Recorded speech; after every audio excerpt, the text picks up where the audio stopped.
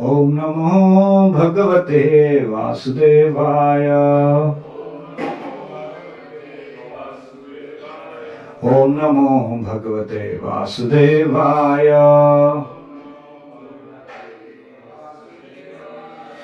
Reading from Srimad Bhagavatam, 3rd canto, 32nd chapter, verse number 7th, written on the board.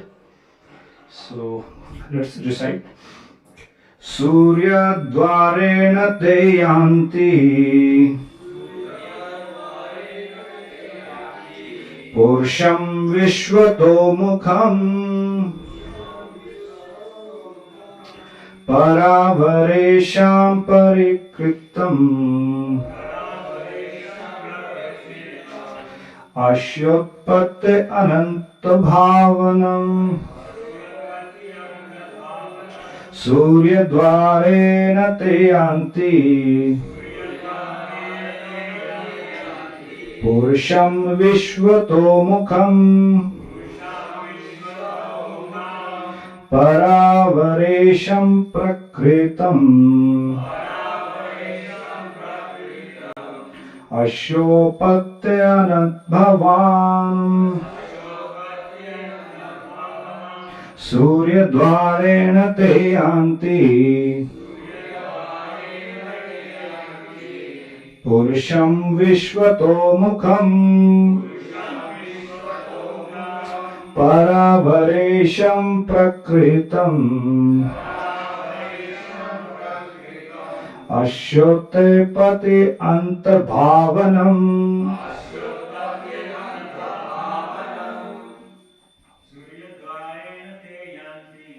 Surya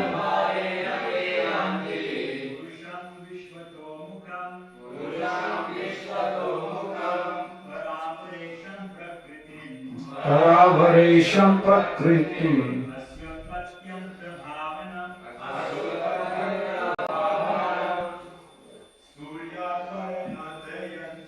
Surya Dwarena te yanti Purusham Vishwato Mukham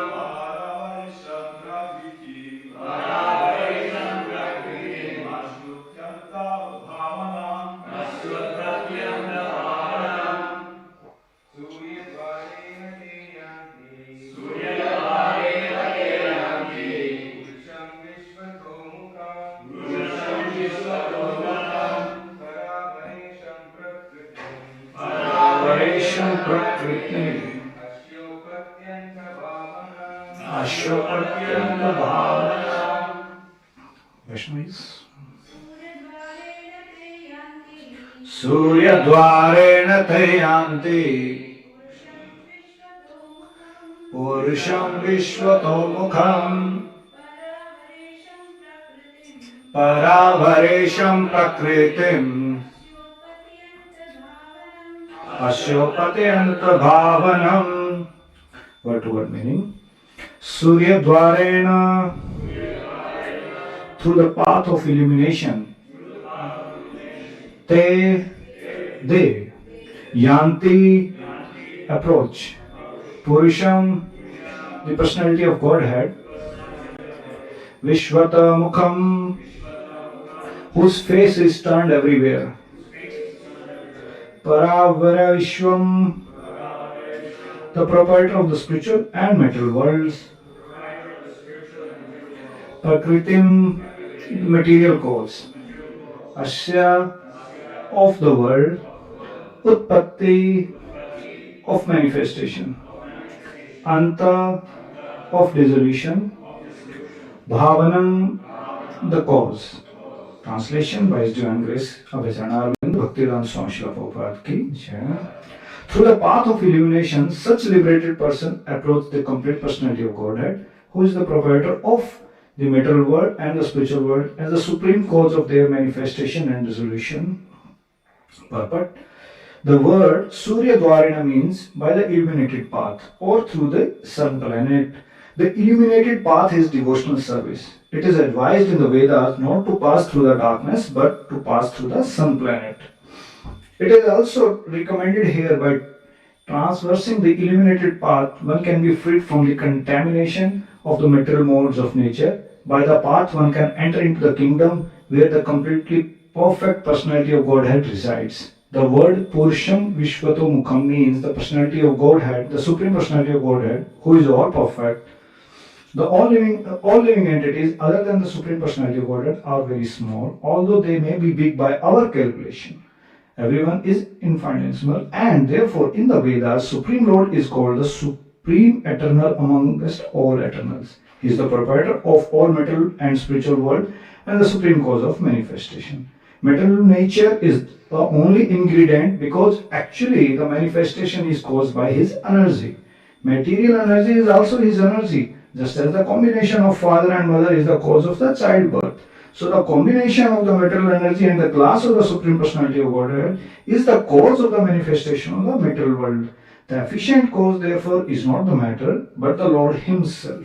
Om Gyantimidantasya Gyanjanashlak Chakshuram Yena Tasmai Shri Gurave Namah Shri Chaitanya Manobhistam Sthapitam Yena Bhutale Swayam Rupaha Kadamayam Dadati Swapadantikam Vandeham Shri Guru Shri Utapadakamalam Shri Gurun Vaishnavamsya Shri Rupam Sagrajatam Sagana Raghunathanvitam Tam Sajivam Sadvaitam Savadutam Parijana Sahitam Krishna Chaitanya Devam Shri Radha Krishna Padan Sagana Lalita Shri Shakhanvitamsya He Krishna Karuna Sindhu Dinabandhu Jagatpate Gopesha Gopika Kanta Radha Kanta Namastute Tapta Kanchana Gaurangi Radhe Vrindavaneshwari Vrishmhano Sute Devi Pranamami Hari Priye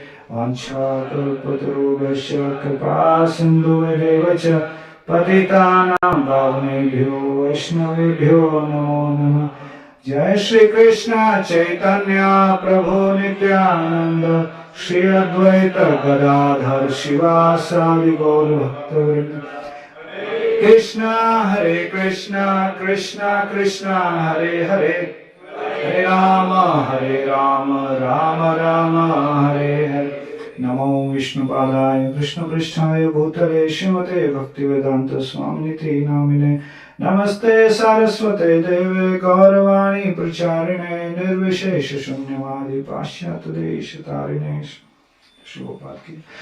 Thank you very much for coming and joining us in this Bhagavatam class. So we have a very beautiful verse today.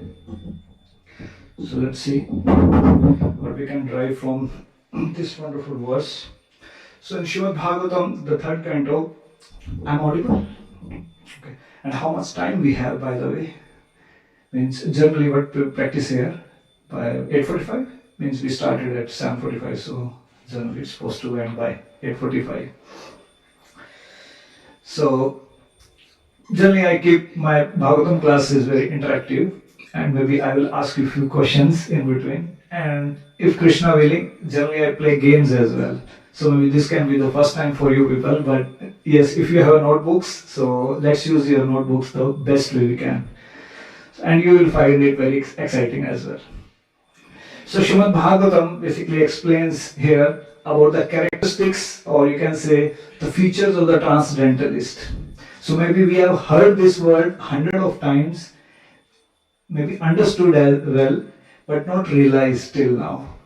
So the realization process is still pending, but yes, understanding maybe it's in our intelligence. So it is said for a normal sadhaka, he should be at least on the intellectual platform, not on the mental, not on the emotional platform, or you can say as well as some of the part on the mental platform as well. And the final level comes when is the transcendental level. Is the final level.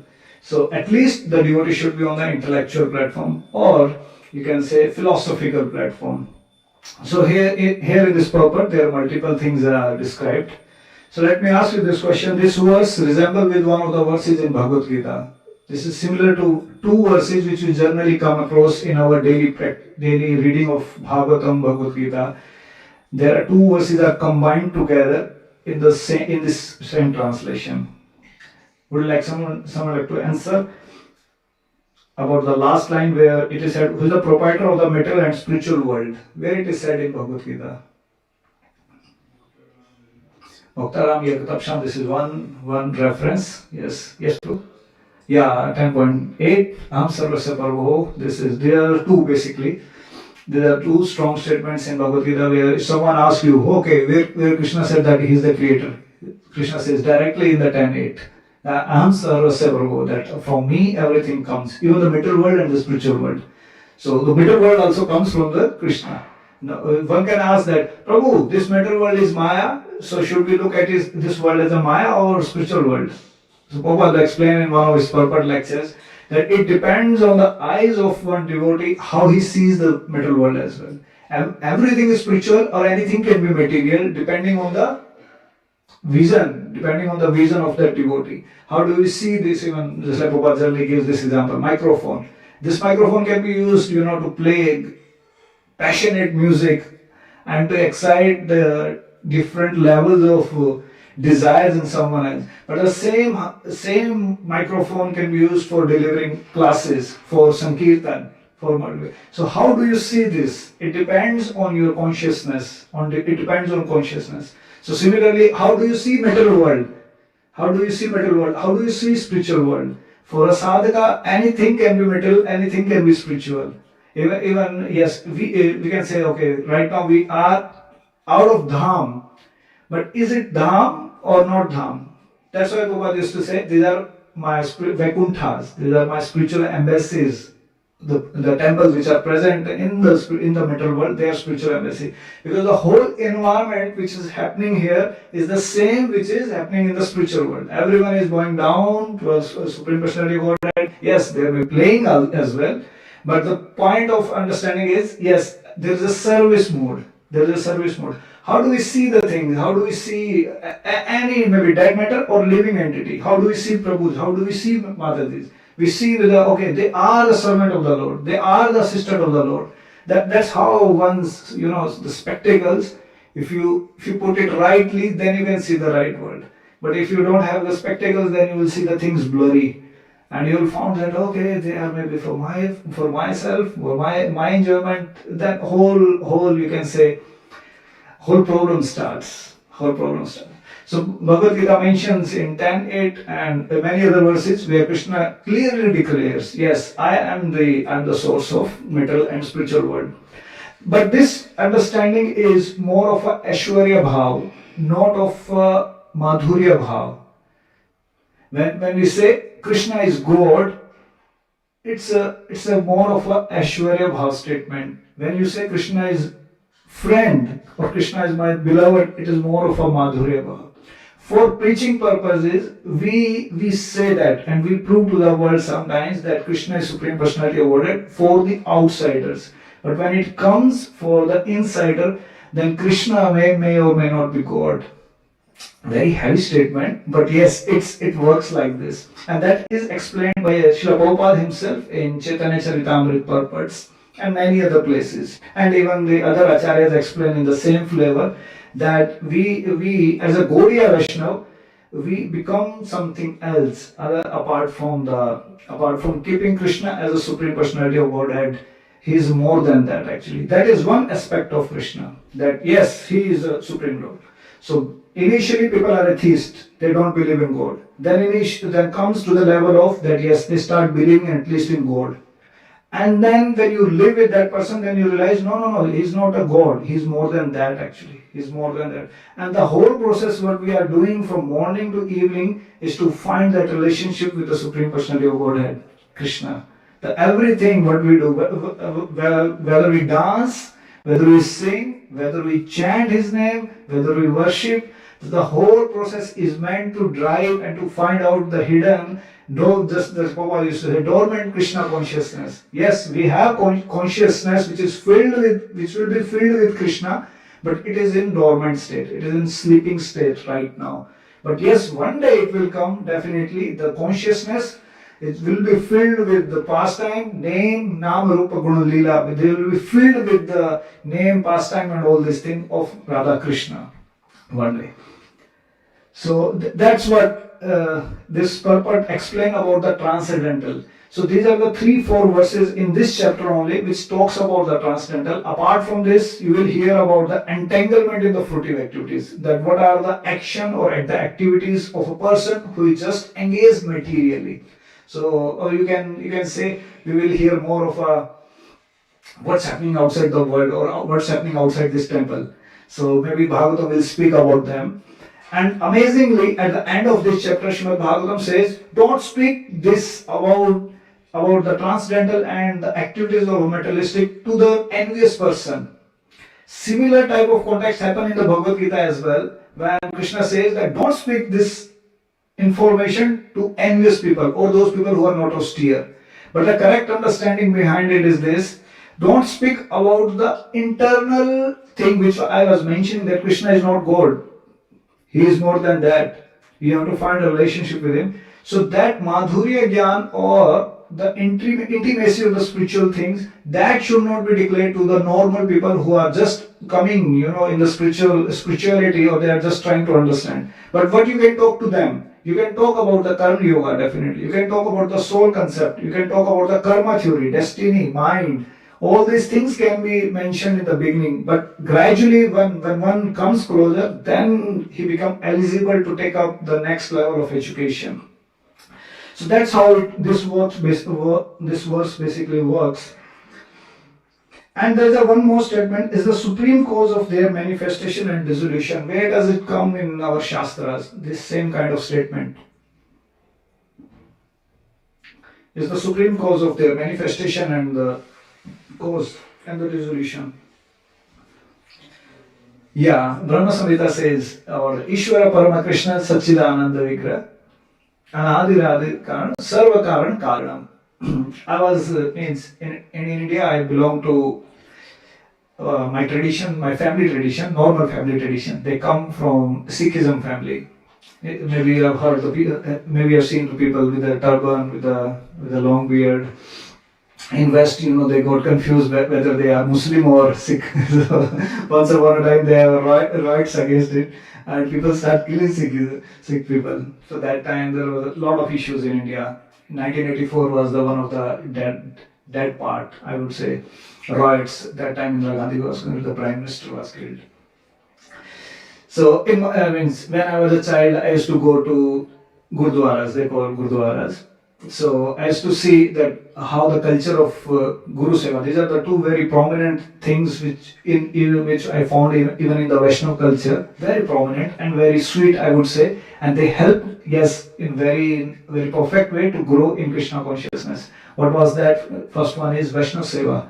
Means the people in the Gurdwara, they used to come even in the richest, in the very super luxury cars, and they used to go to the shoe stand where they used to collect the shoes of the visitors, and they polish it actually properly.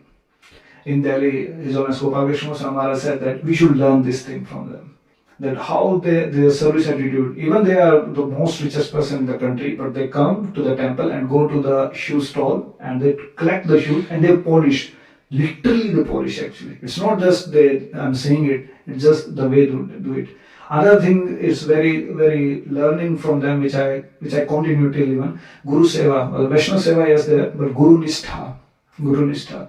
So one's faith in the spiritual authorities, maybe Shiksha Guru, Diksha Guru. So whenever this word comes Guru in our scriptures, it means both actually. It's Shiksha Guru as well as Diksha Guru also. It's not that only Diksha Guru. Because wherever even in Mangalacharan, we recite Shri Gurun Vaishnavans. So it's Gurun, it's plural actually. And even in our whole sampradaya, in our old traditions, we will find that Shiksha is the main. Narottam Das Thakur was Diksha by Lokanath Goswami, but he was trained by Jiva Goswami. So Jiva Institute, or you can say Jiva Institute of Higher Education, was the only thing that time, and everyone was studying under Jiva Goswami, Narottam Das Thakur, Shyamanand Pandit, and Srinivasacharya. Oh, everyone was going through this. But the point over there was that Shiksha Guru, yes, there can be multiple, and Diksha Guru is one. So even in the Bhagavad Gita, when it is said, Tad Vidhi Pranipatena Pariprashnena Sevya, Updekshanti te jnanam, jnanina tattvadarshina. So jnanina means it's a plural actually. So one has to approach different teachers for learning different things. So these are the few things which we learned, which I learned and continue till now. And when I came in Krishna consciousness 12 years back, then I found yes, these are the same thing. These are the same thing everyone is following now. So just continue it. And these are the same things you will find in our acharyas writings and Prabhupada writings as well, which is our Siddhanta also. These are the three Mahabal. What are these three Mahabal in our tradition? Bhakta Dhuri, Bhakta Padajal, Bhakta Avsheshta. The remnants of our devotee Prasadam and the lotus Charanamrit of a devotee. These are the three very powerful elements to grow in Krishna consciousness. At the same time, Rupa Goswami mentioned about the five potent forms of devotional service.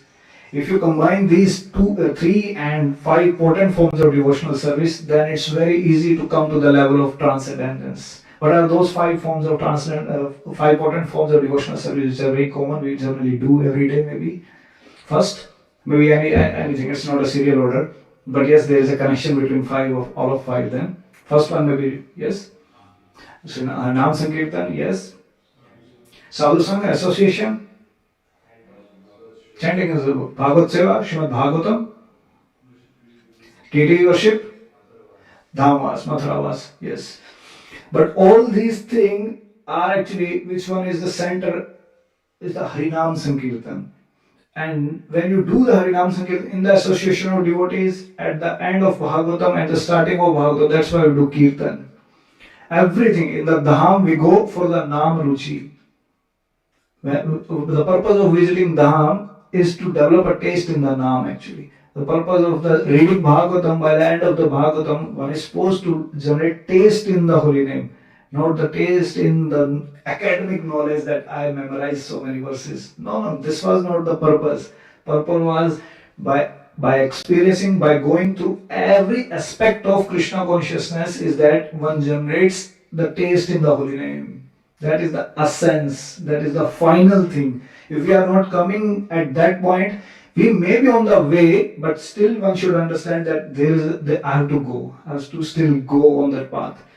So going to Dham, it's not just external physical activity, but yes, there is a purpose behind it. The devotee should realize that, oh, this is a place where my Lord resided. He played there. He resided, he did pastime. Wow. So then one will automatically feel like chant his name.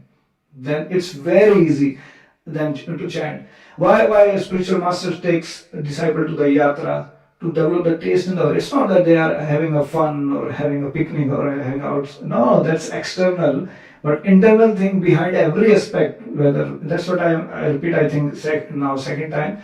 When we even dance as well, the dance has a relation this dance has a relation of a devotee in the spiritual world here to express a devotion to Radha Krishna actually. So every aspect of the Krishna consciousness is designed by Srila Prabhupada in a very scientific way. It was not that artificial. Why he put it everything at this place? There was an intelligence behind it. That is the verse is explaining actually the path of illumination, the path of the transcendence. So let me ask you all of you a question. Maybe you can write down in your notebooks. All of you have. Just maybe do this exercise for 1 minute. Write down few things which gives you a most accessible connection to Supreme Lord or Krishna, to the practice of Krishna consciousness which helps you to connect with Krishna automatically or very fast. Maybe for some devotee, maybe doing kirtan can be like this. Maybe for someone Bhagavatam, maybe association, maybe for someone other things.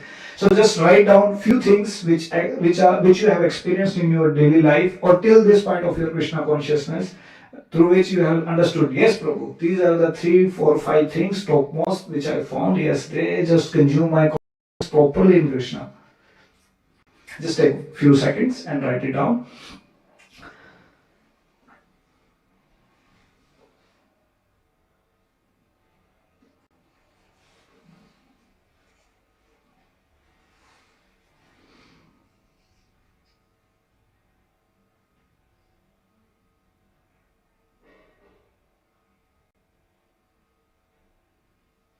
Now write down some of the actions which we are going to do to solidify these practices now.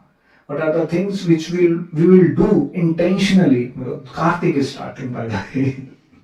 So what we are going to do now to solidify it intentionally. Just suppose someone you have written, for example, I have good taste in Bhagavatam. Okay, what practical thing I am going to do now for the Bhagavatam? Am I going to study 30 minutes every day, or 20 minutes every day, or 1 hour every day? So what I am going to do, what commitment I am going to do for going deeper in this practice? Maybe you can write down. This is the second part of this exercise. First, you mentioned about the 3, 4 things, 5 things, which helps you in developing more closer relation with Krishna. And then, what are the things which I am going to do? Yes, Prabhu, maybe half an hour kirtan every day. Yes, half an hour book reading. Maybe garland making service for Mataji's, or maybe some making wicks for the artis. Maybe stitching some clothes.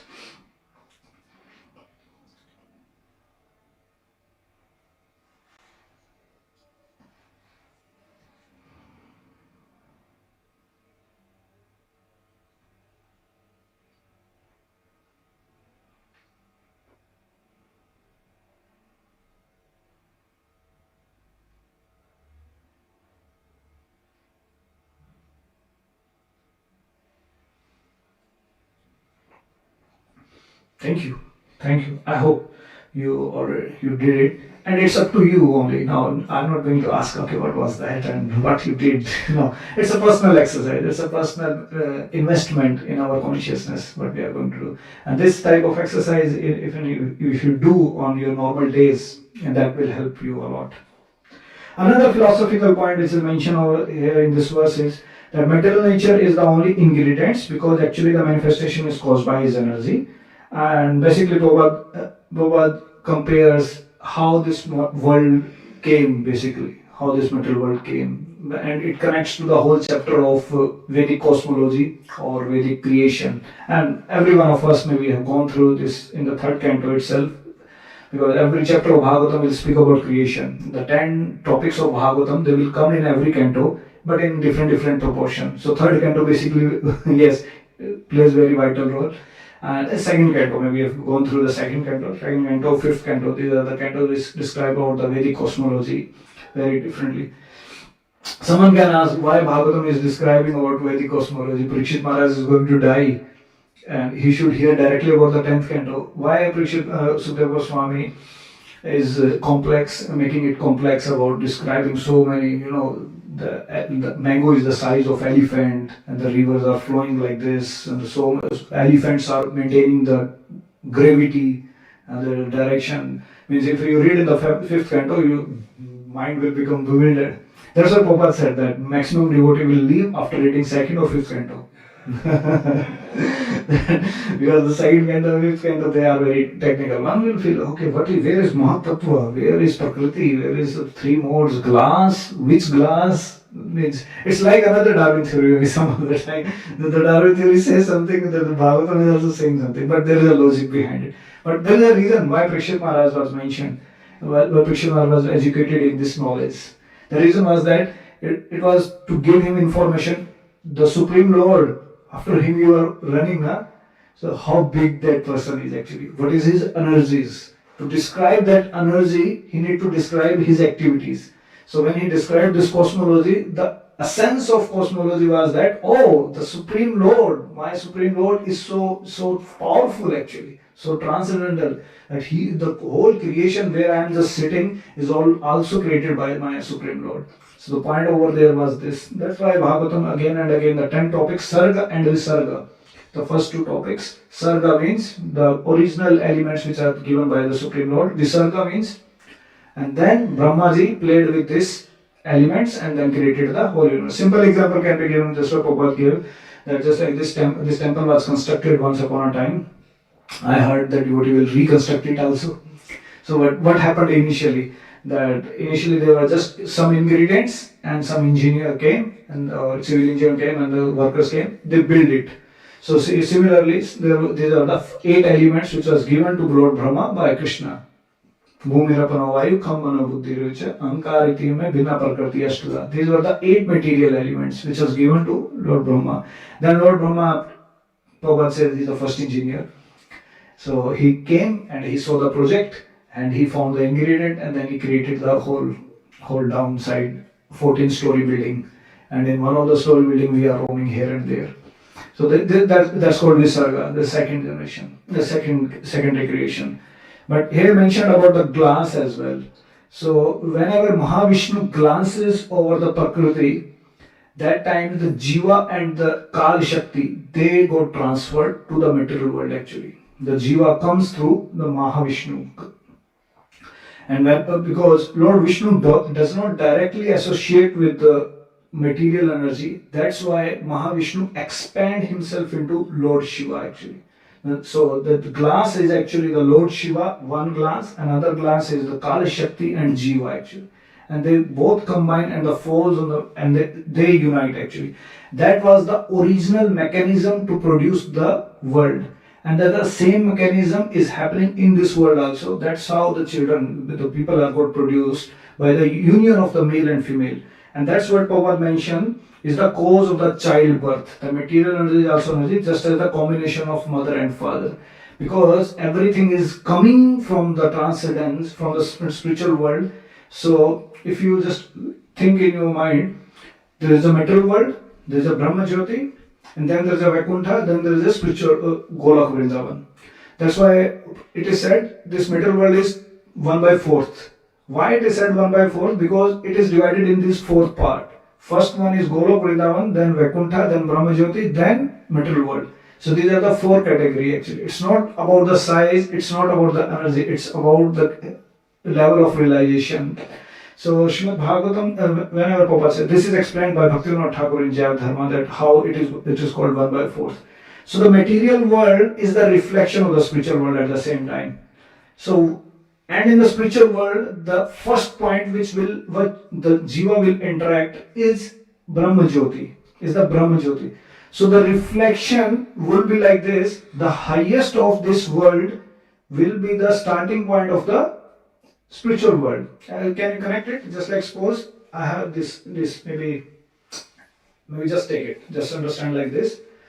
This is material world and this is the spiritual world. So here I am combining spiritual world, Brahma Jyoti, Golok, Vaikuntha and Golok, all of them. So if it is said reflection, then this point should be the common, or you can say very near to each other. That's why in this material world when people say, I want only moksha, I just want to get rid of this material world, that's why the first point becomes the Brahma Jyoti. Because here the Jiva wants to get rid of the material world, and spiritual world offers this is the first part. Okay, come to the Brahma Jyoti.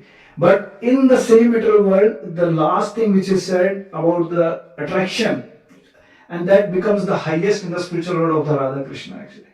That's how it works. And see, that's the point which I am mentioning, because the mechanism which was happening at the junction when the Jiva shift from the Tatastha Shakti to material world, the same mechanism will reflect now pervaded all over the material world. That's why the mechanism for producing the Jiva or bringing the life, bringing the birth of a child is the same mechanism which happened in the transcendence actually. When the Mahavishnu glances, and that's how the material world becomes like a one body and the Garbhodakshaya Vishnu becomes the super soul of that. Of those whole body now. Just imagine there is a one body, just like we have a body, human body, we have a soul, we have a super soul, and this material body is the external elements. Similarly, material world or material universe, it is covered by the 8 layers, and that's how it is the total material body, and the super soul is Garbhodakshaya Vishnu over there. And all the living entities are now playing within that universe. That's how it works. That's what Prabhupada mentioned here. The material energy is also his energy, just as the combination of mother and father is the cause of childbirth. So the combination of the material energy and the glance of the Supreme Personality of Godhead is the cause of the manifestation of the material world. So basically Prabhupada is defeating here the notion generally people carry that everything is material or dead material. So it's very easy to understand. Just like this is a table, this is a microphone, or maybe just go a better example. Someone may have laptop. This is a phone. But if you combine a laptop and iPhone, will iPad come out or not? No. Means if you combine this, means if you join this book and this table, will microphone will come out? That's what Prabhupada is saying there. The efficient cause, this is not matter but the Lord Himself. The life comes from life. Life does not come from matter. So it means we are living beings. From where we came? We came from a living mother and father. And they came from a living mother father. Okay, if we go like that, who was the original one? And that's why Krishna means Krishna is the original cause of that person. That he was the original cause. And that's what the Upanishad says. If someone asks this question that from where everything comes, that means finally means okay, from where the spiritual world comes, who created Krishna then finally? So that question basically Bhaktivinoda Thakur explains that human brain can't understand. This is beyond the intelligence or beyond the capacity of a human brain. That if someone asks this question, Bhaktivinoda Thakur says that he is increasing his anartha. He's given a totally different definition. But yes, if you analyze, Bhaktivinoda Thakur himself analyzes this thing, and Prabhupada also analyzes this in 13th chapter of Bhagavad Gita, 1323, that from where the jiva comes or how the jiva comes, the Prabhupada explained, only Krishna knows, no one knows. No one knows. It's beyond the capacity. Even we can't ever understand about the universe, then what to speak of going out of the universe. What happens is, scientifically, when one goes out more from this universe now, so the time start reducing in size. That's why in the spiritual world there is no time. The time which is the way time is acting here. The time here acts in a destructive way.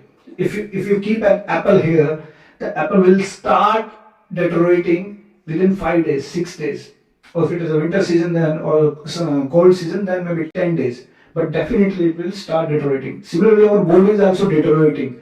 Everything in this material world is deteriorating. This temple is also, as a material, is deteriorating. This microphone will deteriorate one day. The nature of this world is like this. The time will destroy the things. But in the spiritual world, the time does not act the way it acts here. In the spiritual world, time acts as a servant. So if Radha Krishna has to meet, the nature, the time will assume a season which is favorable for their meeting. The nature will bring the flowers similar, which is very favorable for their meeting. That's time is a servant. Here the time is a master. Time is Kalo Asmi Bharta Shabha. The Bhagavad Gita says that I am the devouring, all devouring time. That's how everything is diminishing over the time. It's 50 years back something else was there, but now the time is taking control. How to understand this? Just like in the pastime of Brahma Vimohan Lila, when Brahmaji took all the cowherd boys, what happened in that pastime, by the way? When Brahmaji spent only just a moment, just like you go outside of that door, just check whether Prasadam is there, and then you go outside and check, okay, Prasadam is there, yes, yeah, okay, let's go to that class. Just a momentary transaction. You went outside and then came back. And when you came back, there the 1 year has spent now. So time is relative, which is happening right now here in this world. Similar pastime in the Bhagavatam. Can you tell some other pastime where the time passes like anything? And in the Brahmaloka, they were just talking maybe a few minutes. Some other pastime comes in your mind? Sorry? Yeah, this is one pastime. And why? And another pastime which comes of Balramji's wife actually. When Balramji was supposed to get married, the father of that girl took the girl to the Brahma Loka in the Satyuga, and they said that we need to get married. And then when they came down, Brahmaji said, "How long you are waiting?" A few hours. Go down and just check what's happening down. Because there is only one person who is eligible, that is Balramji. Then Balramji got married. Another thing which comes where this thing happened. Who?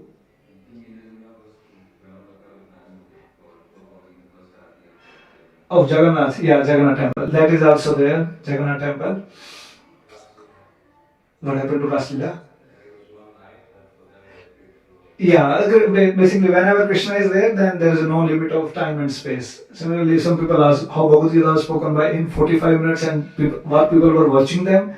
When Krishna acts, then there is no limit of time and space. The limitation of the time and space happens when this is material world, not in the spiritual world. That's the basic difference between them. Okay, so Yeah, I was explaining this. This is the same thing Albert Einstein explained, theory of relativity. If we have two twins, maybe both of you look like twins, but look like something. For me, like this. So one of you, just for example, one of you goes to the moon and comes back after 2 years, then your age will not increase. His age will go on. That's how theory of relativity works. Similarly, the more you will go outside of the surface, if you go to the Brahmaloka, then it's just one moment and there is a 1 year. Brahma basically. It's just a one momentary 1 year. And if you go more back than this in the spiritual world, then the time ceases to exist actually. And that's how even the living entities, small living entities, just like flies, they have a life of only 28 days. They just live for 28 days. Even the mosquitoes, what you say here, whenever there is a rainfall, means in India it happens, whenever there is a rain, in the morning you will see on the wash basin there are hundreds of, insects. You will find them lying dead.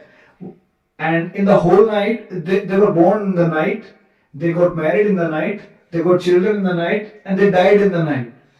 Their life cycle was just, for us it was a night. Similarly for Brahmaji, we are living like this. The Jiva is just, oh, he's playing, he got married, okay, he's running here, he's earning money, he died. So for Brahmaji, it's a blink of eye actually. That's how the time is working. And when you go up beyond Brahmaji, then the time will act like, okay, it's a free. There is no past and there is no future. There is just present. This is just present. That's why they never feel bored. Every pastime is a new. Every activity is a new there. So this is some means. Popal explains here about the matter, that life comes from matter, not from the dead matter. That means combining these two dead elements can't. I was giving seminar. Means in India I preach in universities. So one student asked me this question. Generally in the seminar, in the beginning seminar, they ask that, sir, we have created now robots. They can talk to you. Even if you are sad, they will reciprocate to you accordingly. So what is the difference? Means you are saying that we are not this body, we are soul, and many other things. But we have designed the robots. How would you answer this question, by the way? So someone asked you this question. What is the difference between robots and human beings? If they can do the same work, Amazon nowadays they are developing robots for picking up the things and getting it delivered. And many automobile industries, they have robots, so they can assemble the body parts of a car and it can be done without human beings. So where does difference comes then? Sorry, yes, one by one. They can't think, but they have artificial intelligence. If you give them any problem, they are not means. Nowadays they have developed that kind of a dog robot. If you will kick him, still he will stabilize. Yeah, it's not a myth. If you will kick him, generally what happens? We think that, if I will throw this microphone, that microphone will not sport.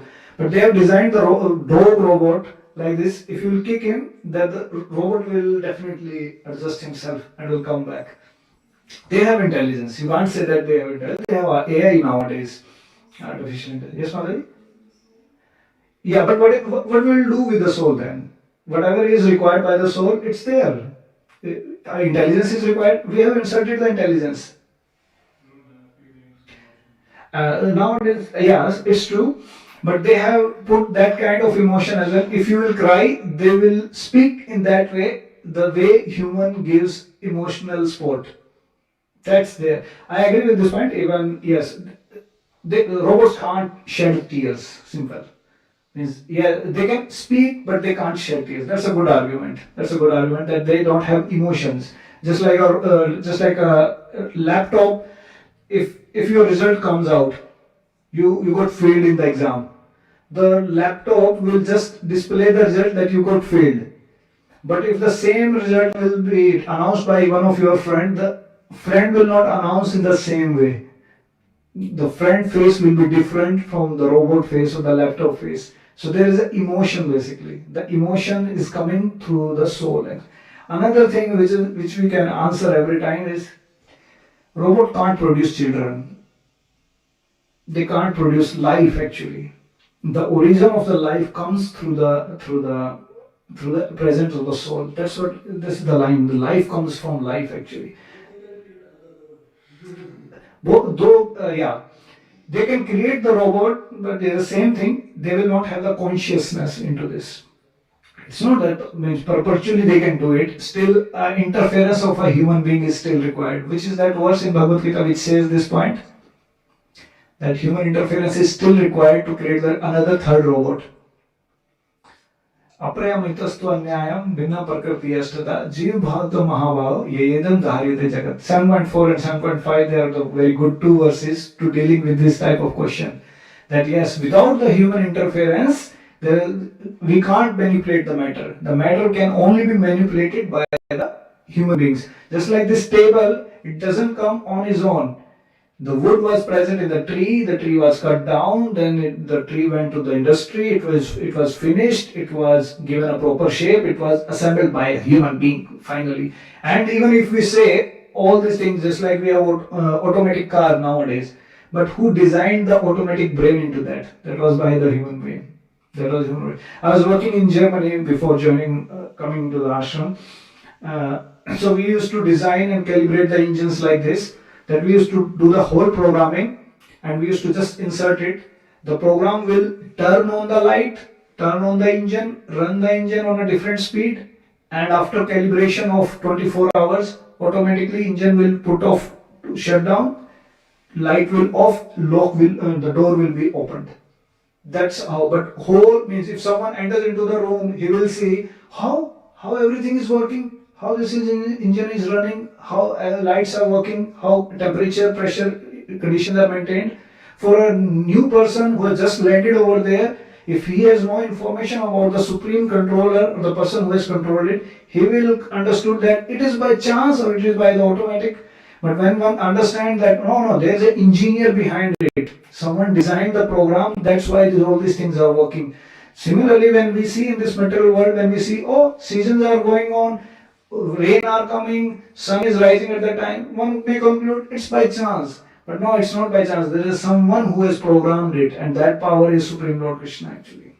That's a perfect understanding. We may control one light by switching on and off one button from here. But if there is no electricity from the power plant only, then we can't, what we can do with that button? We are the minute controller, but not the supreme controller. That's what this verse also explains. All living entities other than personality of Godhead are very small, although they may be big by our calculations. So Prabhupada explained this in Prabhupada that we can control some things, but not all the things. Thank you very much. I think we justified with the time. So I believe you will not have any questions.